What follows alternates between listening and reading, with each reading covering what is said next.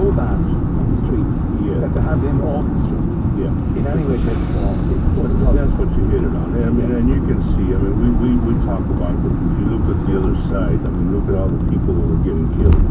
So if you're in charge and there's a way of this is going to stop, you know, the bombing campaign was going to stop, and that was their ideology of letting him surrender with a condition that, you know, bombs would go away. And then they did go away.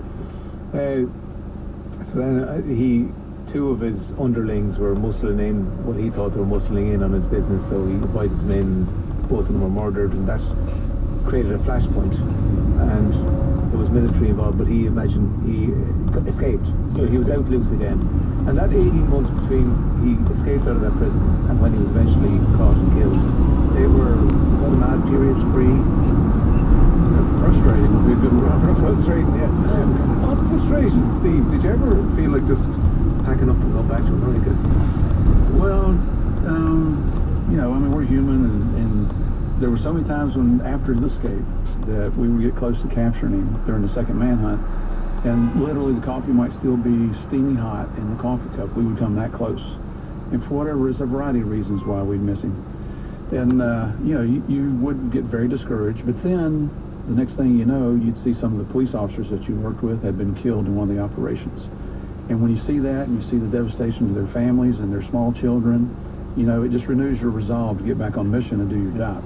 Did he know you two by name? Yeah. Yes, he did, yeah.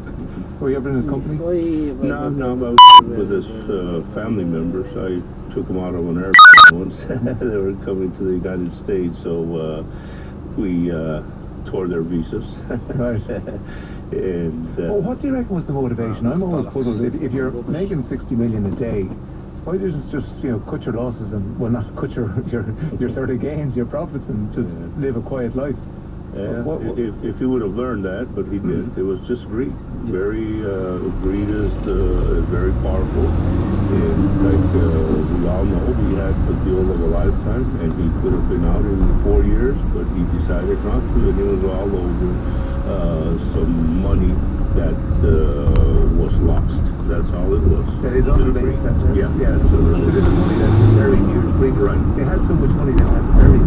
Yeah.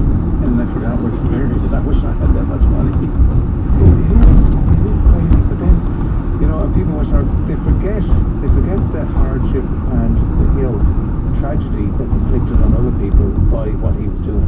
Right. And there's a lot of people that lost a lot of family members, like you said, from just being at the wrong place.